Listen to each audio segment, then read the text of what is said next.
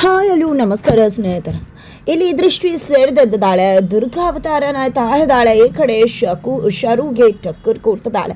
ಹಾಗಿದ್ರೆ ಈ ಶರು ಆಟಕ್ಕೆ ಫುಲ್ ಸ್ಟಾಪ್ ಇಡೋಕೆ ದೃಷ್ಟಿ ಬಂದೇ ಬಿಟ್ಲ. ಈ ಕಡೆ ಮನೆಯಿಂದ ಒದ್ದೂರ್ಸ್ತಿರೋ ಶರುಗೆ ಸಖತ್ತಾಗೆ ಪಾಠ ಕಲಿಸಿದ್ಲ ದೃಷ್ಟಿ. ಏನಾಯ್ತು, ಏನ್ ಕತೆ, ಇದು ಎಲ್ಲವನ್ನ ಕೂಡ ತಿಳ್ಕೊಬೇಕು ಅಂದ್ರೆ ಈಗಲೇ ನಮ್ಮ ಈ ಚಾನಲ್ನ ಸಬ್ಸ್ಕ್ರೈಬ್ ಮಾಡಿ, ಹಾಗೆ ಒಂದು ವಿಡಿಯೋವನ್ನ ಪೂರ್ತಿಯಾಗಿ ನೋಡಿ.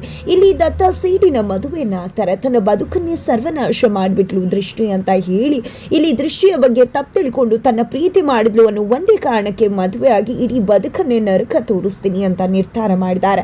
ಇನ್ನು ಉಸಿರಾಡಬೇಕು ಅಂದ್ರು, ನನ್ನ ಮುಂದೆ ಮಾತಾಡಬೇಕು ಅಂದ್ರು ಕೂಡ ನನ್ನ ಒಂದು ಪರ್ಮಿಷನ್ ತಗೊಂಡೇ ನೀನು ಮಾಡಬೇಕಾಗತ್ತೆ ಅಂತ ಹೇಳಿದ್ದಾರೆ. ಇನ್ನು ಮುಂದೆ ನಿನ್ನ ಬದುಕಂತೂ ನರಕ ನರಕ ಆಗ್ಬಿಡತ್ತೆ. ಇಷ್ಟು ದಿನ ನೀನು ನೋಡಿದ್ದ ದತ್ತಾನೇ ಬೇರೆ, ಮುಂದೆ ನೋಡು ದತ್ತಾನೇ ಬೇರೆ.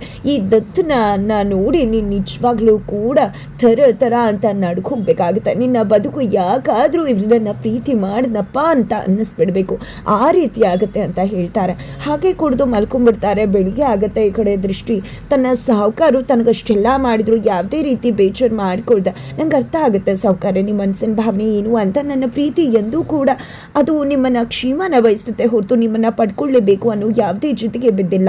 ಆದರೆ ಇವತ್ತು ನೀವು ನನ್ನನ್ನು ತಪ್ಪು ತಿಳ್ಕೊಂಡಿದ್ರ. ಆದರೆ ಒಂದಿನ ಅರ್ಥ ಆಗುತ್ತೆ ನಿಮಗೆ, ನಾನು ಯಾಕೆ ಇಂಪನಾನ ಅಲ್ಲಿಂದ ಕಳಿಸ್ತೆ ಅಂತ. ಆವಾಗ ನಿಮಗೆ ಗೊತ್ತಾಗುತ್ತೆ ನಾನು ಮಾಡಿದ್ದು ತಪ್ಪು ಸರಿನೂ ಅಂತ. ನನಗೆ ನೀವು ಚೆನ್ನಾಗಿರಬೇಕು, ಅದಕ್ಕೋಸ್ಕರ ನೀವು ಹೇಗೆ ಹೇಳ್ತಿರೋ ನಾನು ಆಗಿರ್ತೀನಿ, ನೀವು ಏನೇ ಮಾಡಿದ್ರು ನಾನು ಅದನ್ನು ಸಹಿಸ್ಕೋತೀನಿ ಅಂತ.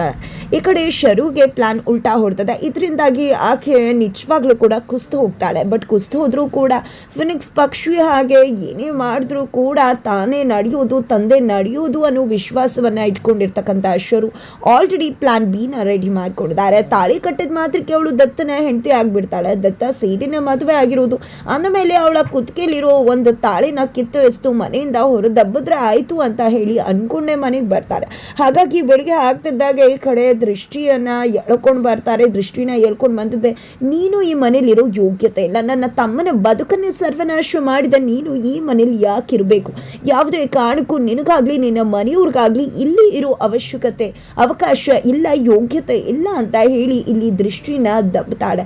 ದೃಷ್ಟಿನ ದಬ್ಬೋದ್ರ ಜೊತೆಗೆ ಈ ತಾಳಿ ಯಾಕೆ ನನ್ನ ತಮ್ಮ ಕಟ್ಟಿರೋ ತಾಳಿ ನಿನ್ನ ಕುತ್ತಿಗೆಲಿ ಯಾವುದೇ ಕಾರಣಕ್ಕೂ ಕೂಡ ಇರ್ಕೂಡ್ದು ಅಂತ ಹೇಳಿ ಆ ಒಂದು ತಾಳಿಯನ್ನ ಕಿತ್ತಿಸೋಕೆ ಹೋದಾಗ ಈ ಕಡೆ ದೃಷ್ಟಿ ರೆಬಲ್ ಆಗ್ತಾಳೆ. ಇಷ್ಟು ದಿನ ನೋಡಿದ ದೃಷ್ಟಿಯನ್ನ ಶರು ನೋಡ್ಬೇಕಾಗಿದೆ. ದೃಷ್ಟಿಯ ಮತ್ತೊಂದು ಅವತಾರವನ್ನ ತೋರಿಸ್ತಿದ್ದಾಳೆ ದೃಷ್ಟಿಯ ರೆಬಲ್ಗೆ ಶರು ಶಾಕ್ ಅಂತಾನೆ ಹೇಳ್ಬಹುದು.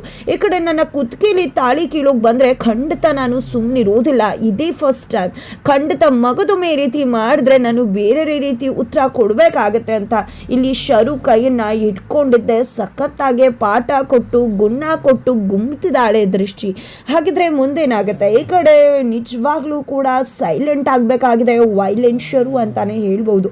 ವೈಲೆಂಟ್ ಆಗಿರೋ ಶರುನ ಸೈಲೆಂಟ್ ಮಾಡಿರೋ ದೃಷ್ಟಿಯ ಗ್ರಹಚಾರ ಇನ್ನು ಮುಂದೆ ಕೆಡ್ತು ಅಂತಾನೆ ಹೇಳ್ಬೋದು. ಯಾಕಂದ್ರೆ ಶರು ಕಣ್ಗೆ ದೃಷ್ಟಿ ಬಿದ್ದಿದ್ದಾಯ್ತು. ಫಸ್ಟ್ ಟೈಮ್ ಬಿದ್ದಿದ್ದಕ್ಕೆ ದೃಷ್ಟಿ ಪಾಡು ಈ ಮಟ್ಟಕ್ಕೆ ತಗೊಂಡು ಬಂದಿದ್ದಾಳೆ ಶರು. ಹಾಗಿದ್ರೆ ಈಗ ತನ್ನ ವಿರುದ್ಧ ನಿಂತು ಸಿಡಿದದ್ದು ತನಗೆ ಟಕ್ಕರ್ ಕೊಟ್ಟ ದೃಷ್ಟಿಯನ್ನ ಖಂಡಿತ ಸುಮ್ಮನೆ ಬಿಡೋ ಬಾತೆ ಇಲ್ಲ. ಹಾಗಿದ್ರೆ ಶರು ದೃಷ್ಟಿಯ ಮುಂದಿನ ಯುದ್ಧ ಹೇಗಿರುತ್ತೆ ಮುಂದಿನ ವಿಡಿಯೋ ನೋಡಿ.